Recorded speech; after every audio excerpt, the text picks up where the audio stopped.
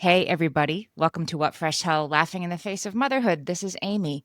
Today, I am talking to my friend, Gretchen Rubin, whom you all know as one of today's most influential observers of happiness and human nature.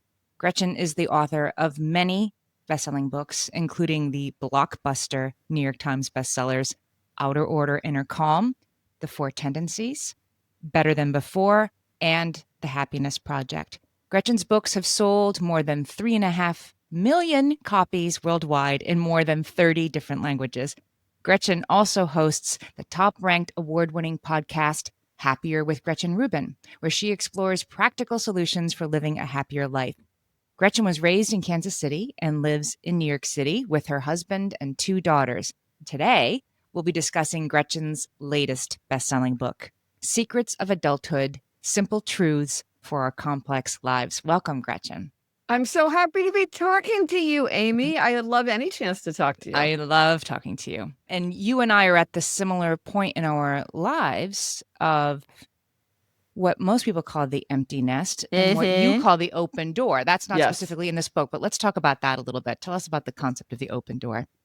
Yes, yes, I've just embarked on this phase, and I'm actually my next major project is going to be Project Empty Nest, to really embrace this reckoning of adulthood that so many of us experience. But you're right, like I don't like the metaphor empty nest, and people talk about being bird launchers or whatever, but I really wanted to get away from that metaphor. So I thought and thought about it, and then I hit on open door because I thought it captured kind of the threshold quality of this transition point. And also this idea that people are coming and going, because it's not like they're coming back for vacation. Sometimes they come back to live. Like there's all kinds of comings and goings. But my husband and I are also more free to leave.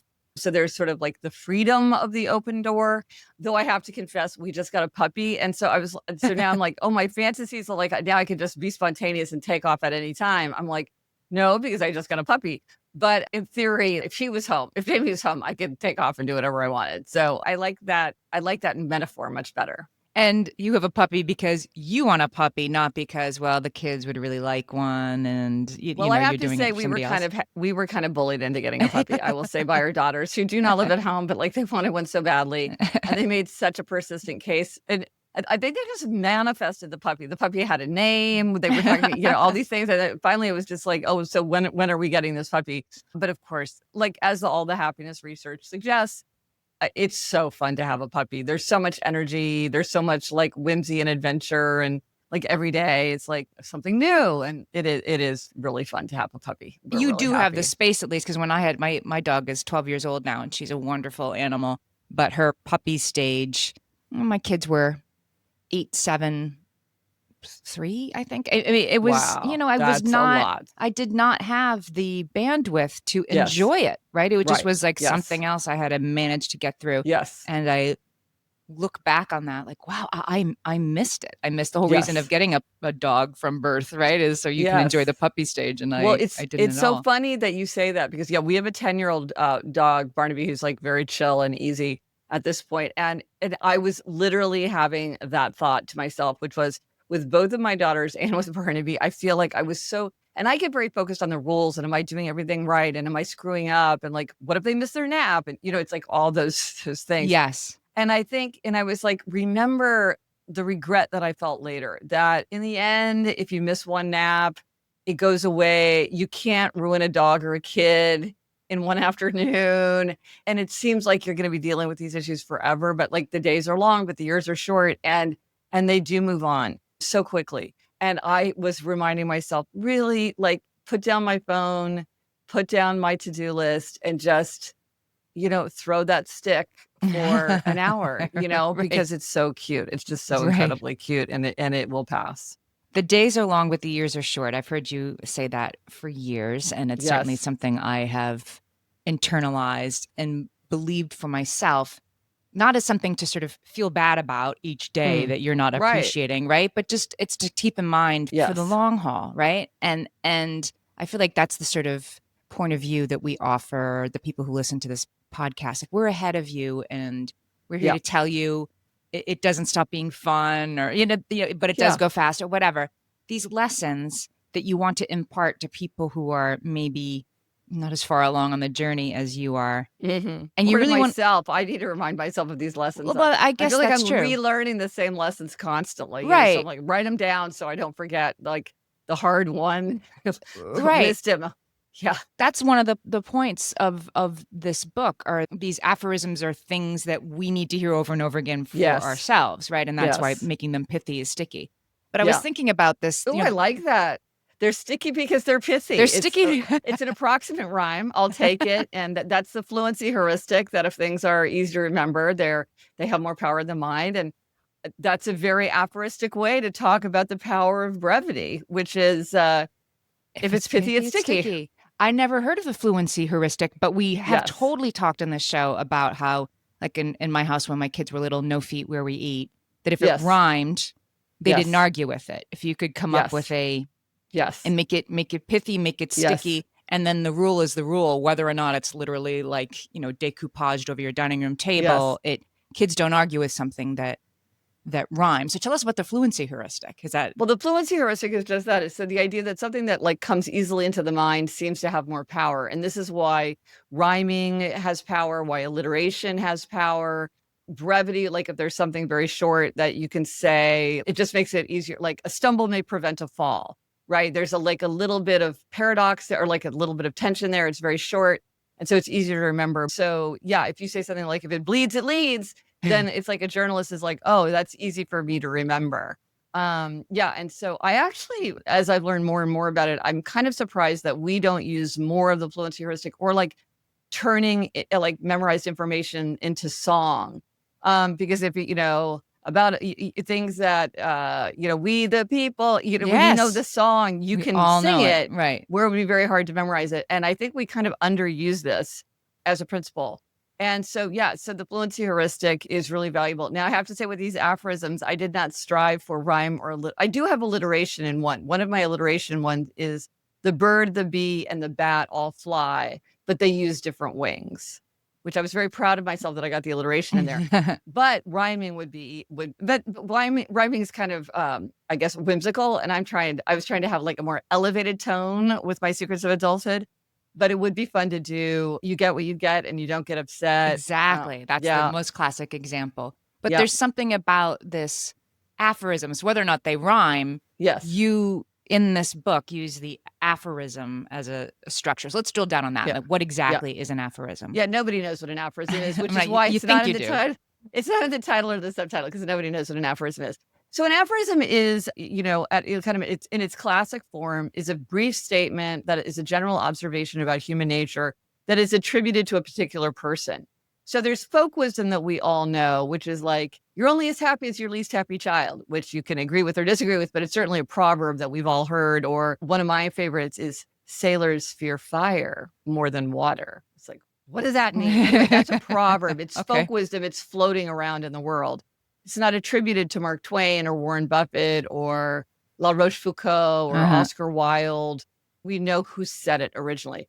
And so in these aphorisms, I was trying to do that, like say in like a very pithy and sticky and kind of elegant, um, short sentence or two, try to, like really make some observation. And my secrets of adulthood are all things that are kind of useful, like for making a decision or dealing with a relationship or getting yourself to do something. They're meant to be useful like that. They're not mere observations. And these are things, aphorisms that you've been collecting for years. Is that right? Or these in the book, or did you create some new for this book specifically?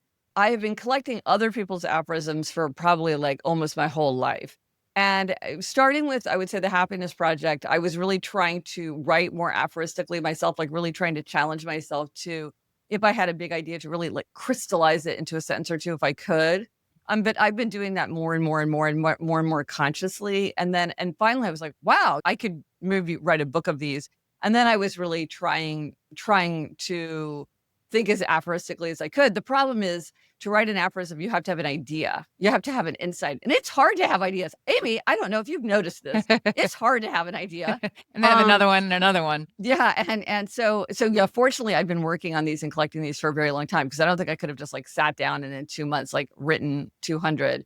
Because in this book, these are all my original ones. I have collections of my favorites for other people, but which I quote constantly, to probably the great annoyance of the people who are around me. But yeah, but so for these, I'd been working on them for years, and then they took a huge amount of editing. You would be surprised at kind of the, or maybe you wouldn't as a writer yourself. Um, it's harder to write short than to write long, and to like get it exactly right in a short amount of space is very challenging. That's part of why it's creatively fun. You talk about that in the book, actually, that you need to be able to explain, if you can't explain the thesis of your book or the the point of your musical in few words, then you need to, you're not ready, right? That it's not ready if you can't explain what it is. Well, and here's an aphorism for that. Linton Strachey said, the truest test of a man's intelligence is his ability to make a summary. And I think there's a lot to that. I'm talking to Gretchen Rubin about her new book, Secrets of Adulthood, and we'll be right back.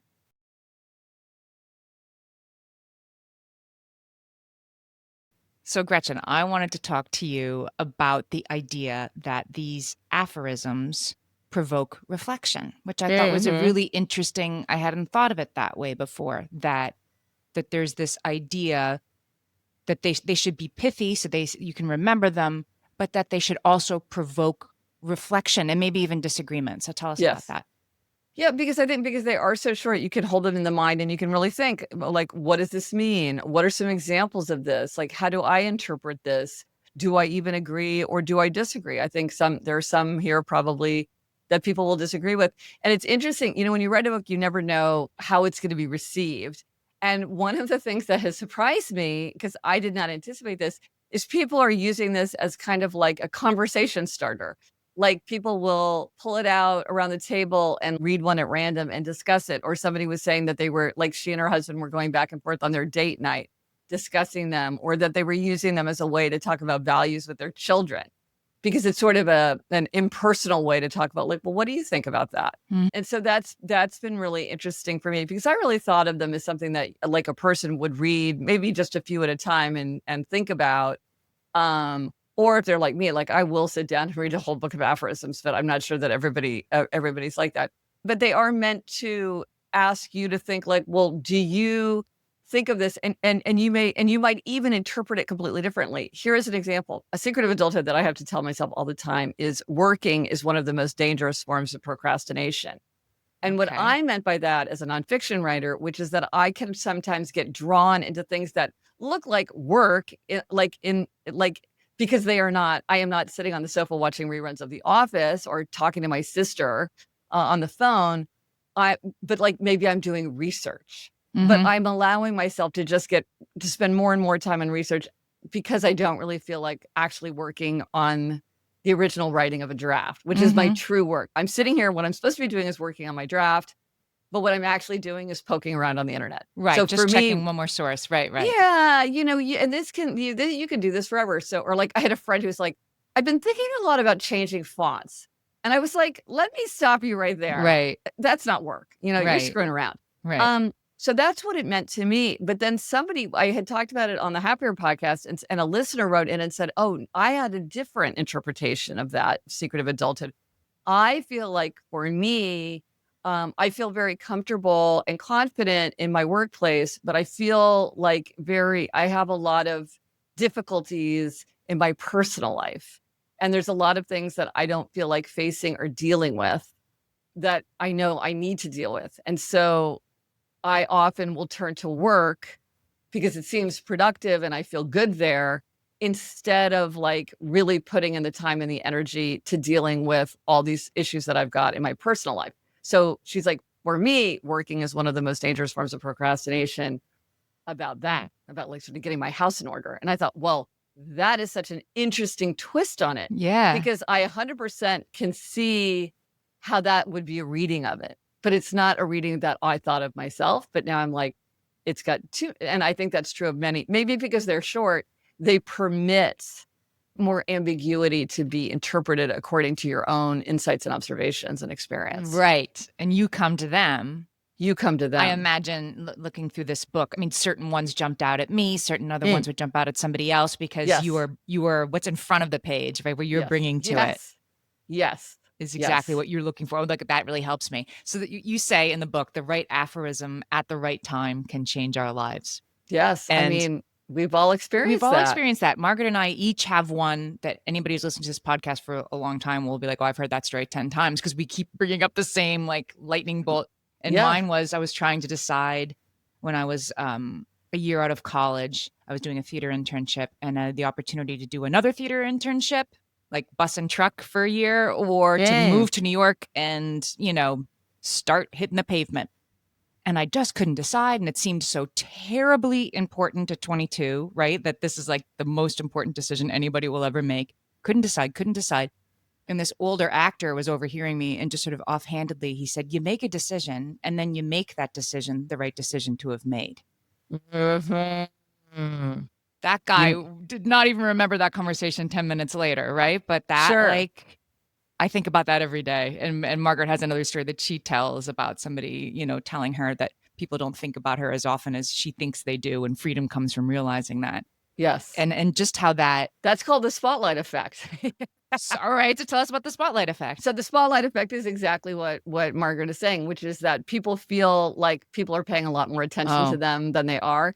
And there's a very funny research where they will have people wear T-shirts with like really, really unfashionable band names, like where they would be like, "Oh my gosh, everybody's just gonna be rolling their eyes out of their head when they see like me wearing this T-shirt for like this super out of fashion band."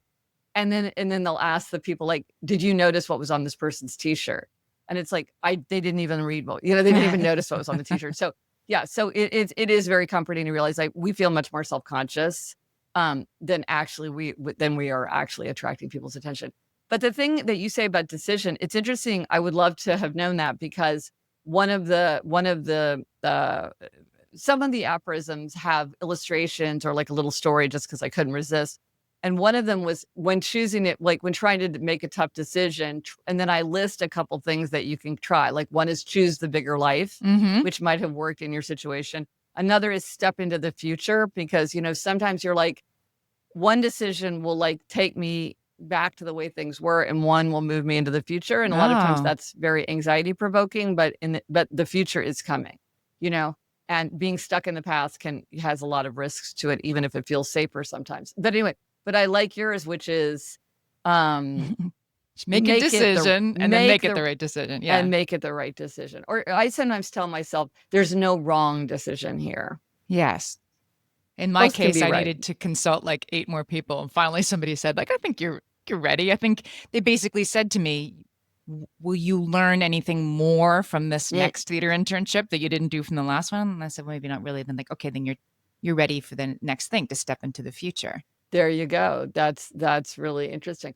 Yeah, I think it is. There's a lot in Secrets of Adulthood about decision making because I do feel like that is one of the big challenges of adulthood is an apple and an orange. How do you choose? How do you decide? Why now? Maybe we should wait, you know? Mm-hmm. Yeah, one another aphorism that I remind myself of all the time is, do you need more information or do you need to make a decision?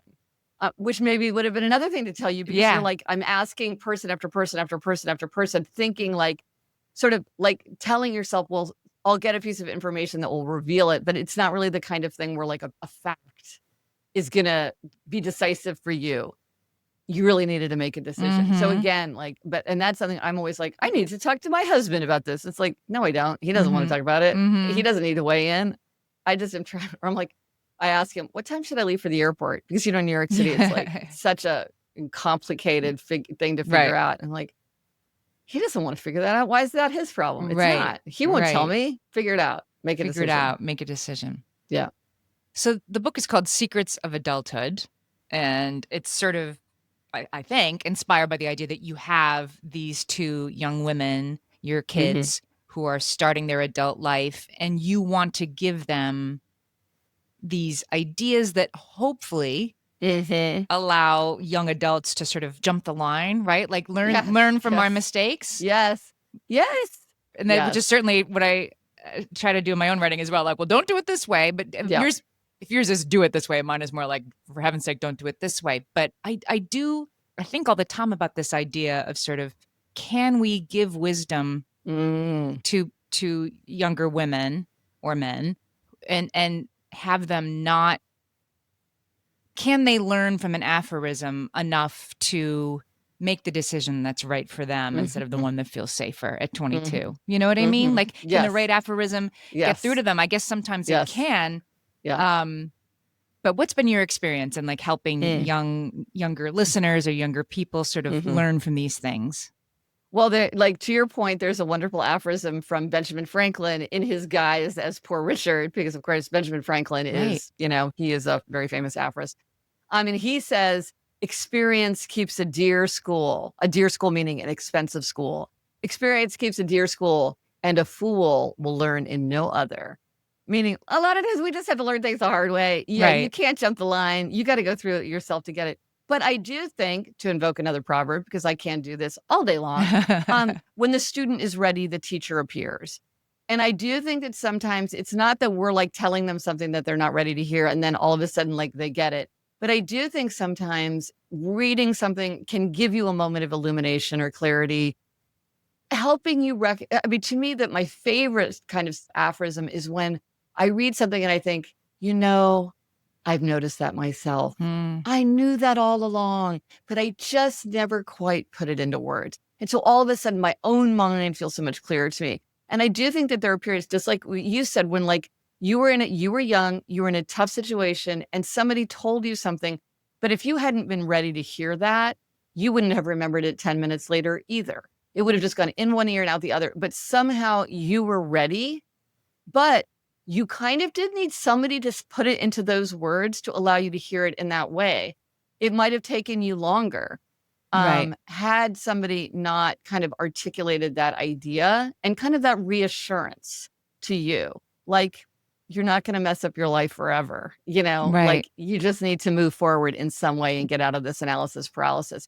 So I do think that sometimes we can, and my hope is that with something like this, maybe it will kind of speed the process, because you've got a bunch of these. It's like, you need something about relationships, but you need something about making decisions, and you need something about self-knowledge. Like, consider these. Maybe one will hit. Right. And you are meeting them. It occurs to me that they're not like, do it this way, like never marry a guy who doesn't have friends or whatever. They're like, that's a good one though. I have a friend who got a divorce, and she said one of the big red flags I should have had is he didn't have any friends. That's interesting. That's a good, there you go. See, you're dropping these pearls of wisdom yourself. There's room in the back for the book. You got to write that in the back of the book, and then you'll give it to your kids. Yeah. I'm talking to Gretchen Rubin about her new book, Secrets of Adulthood. We'll be right back. So, Gretchen, I wanted to ask you why these are secrets, because they shouldn't be, but they are. Why they're secrets? Because we've all got to figure them out for ourselves. Yeah. Like they actually are not so secret. If you look at, and one of the things that was really fun in doing this is with aphorisms, you will see many, many great minds articulating the same idea in different words. So it's interesting to compare how one great mind will articulate something very differently, but essentially making the same point. So a lot of these ideas are too important to be new. People have been talking about this forever. Or maybe they say the opposite, because another one of my secrets of adulthood is the opposite of a profound truth is also true. So a lot of times it's absence makes the heart grow fonder, and out of sight, out of mind. Both are true. I wanted that was one of the ones I wrote down and like ask you about. So the opposite of a profound truth, and I thought like I don't understand that. Give me an example, and you just gave me a great example. Okay, well, and here more, because a lot of times, like in the classical form of an aphorism, they are often expressed in kind of a surprising way, like we say with alliteration or rhyming, maybe, but also paradox. That's a very common thing. And several of the secrets of adulthood do contain paradox, because I think both things are true. And one that I think is particularly relevant to parents and children was a paradox that had puzzled me for a long time as a parent, because I'm like, look, I love my daughters with all my heart. They are perfect, just the way they are. So why do I spend so much time nagging them and nudging them? And I realized love is unconditional and love is demanding. Love accepts you just as you are, and love expects the best from you. Both are true. Both are true. Both are expressions of boundless love, but both are true. We have to accept ourselves and often also expect more from ourselves. So on the one hand, we have to accept ourselves, show ourselves self-compassion, be willing to say, hey, that's not my thing. That's not for me. and like really embrace who we are. But on the other hand, we got to push outside our comfort zone, do things that are uncomfortable, stretch, push, be willing to try things, fail things, even risk. We have to accept ourselves and also expect more from ourselves. So Yeah, that's what I that's a mean by the paradox. opposite. I get stuck on that one sometimes. Like, That was when you're I was writing. okay and also work harder. Yes, no, when I was writing the Happiness Project, I just got tangled up in that because I couldn't understand what frame of mind I should be pursuing. And then I was like, oh, both are true. Another one is, and this was one related to happiness, again, a paradox that really puzzled me for a long time, which was one of the best ways to make yourself happy is to make other people happy. This is very appropriate to you, Amy, given Yeah. the title of your recent book. Yeah. One of the best ways to make ourselves happy is to make other people happy. And this is one of the nicest things about human nature. But one of the best ways to make other people happy is to be happy ourselves. Oh. And that's very true. Research shows happy, like emotions are contagious. Happier people tend to make other people happier. We lift people up with our happiness. You can't make someone be happy, but you can definitely influence them. And then if you're happier, your behavior tends to support other people's happier. Plus you volunteer more, donate more money, pay your taxes, vote, all the, So there's a huge amount of research showing that that's true. Both are true. So Both are happier true. people are more pro-social people? They are. And in being fact, there's a pro-social huge makes you amount of happy. research, Interesting. like, is it cause or effect? And it seems like it's both. Very interesting. So one of the best ways to make yourself happy is to make other people happy. One of the best ways to make other people happy is to be happy yourself. Both are true. Both are true. What about, here's one I wanted to unpack a little bit. What we do every day matters more than what we do once in a while. Okay, can I just say about that line? I wrote that line as part of writing my book Better Than Before, which was all about habit change, which was the 21 ways we can make or break our habits.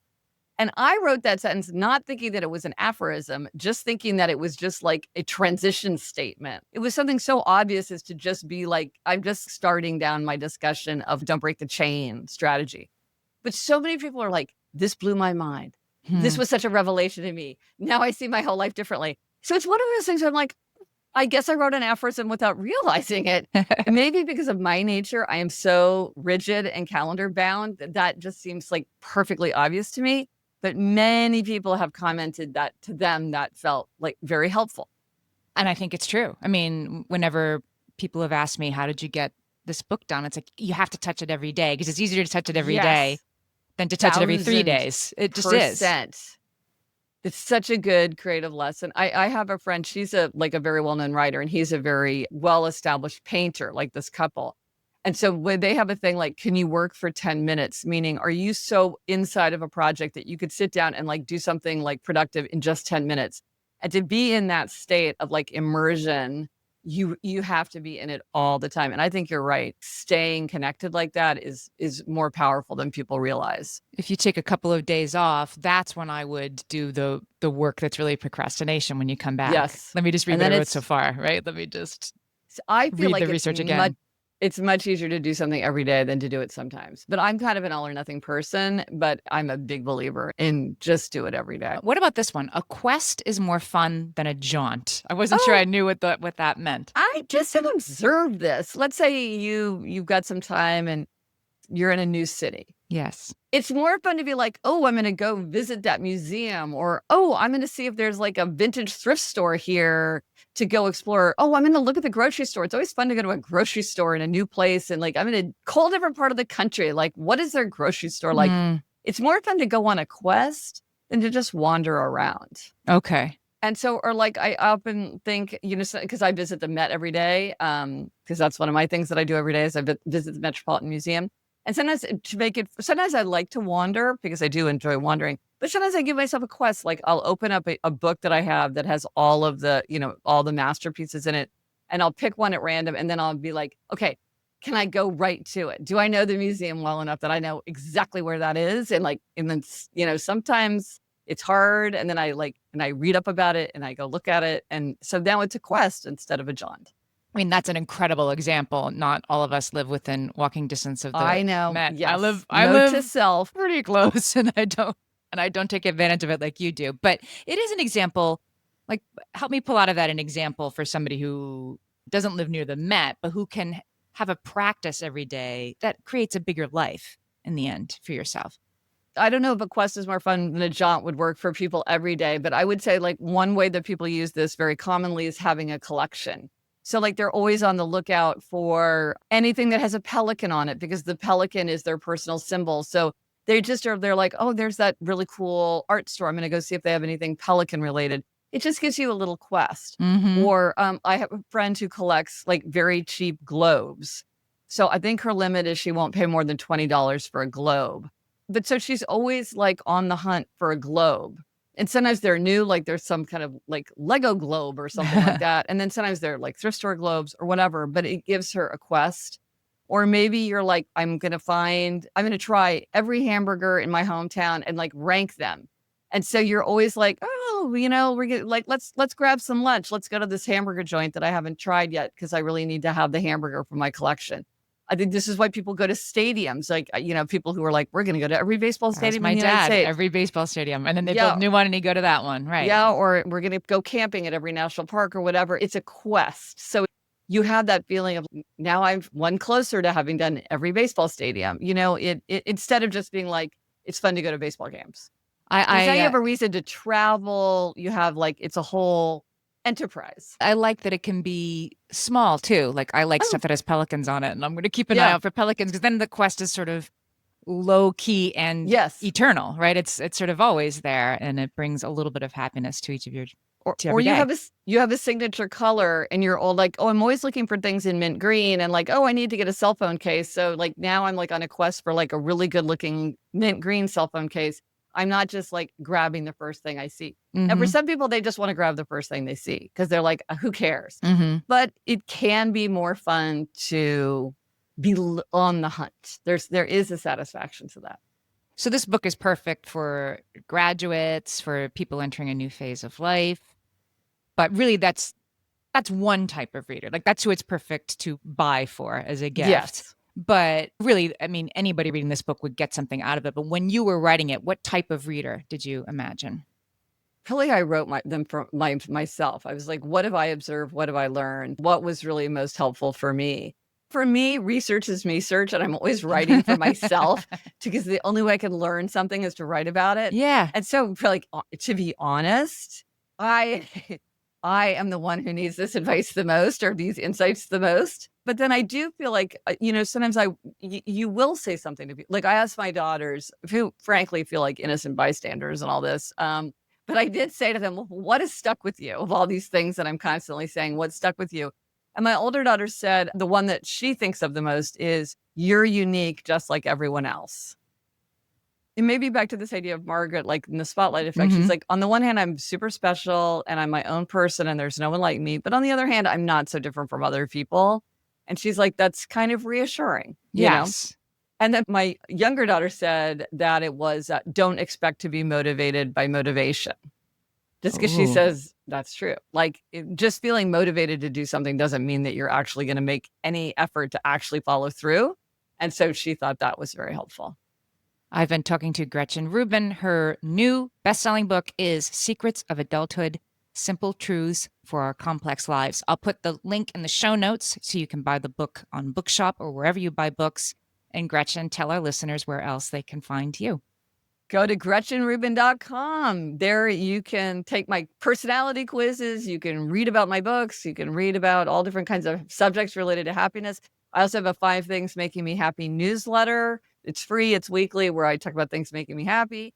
I have the Happier podcast for podcast listeners. It's one that I do with my sister, who's a TV writer in Hollywood, and we talk about how to make our lives happier. It's very practical and fun, I think. Weekly podcast.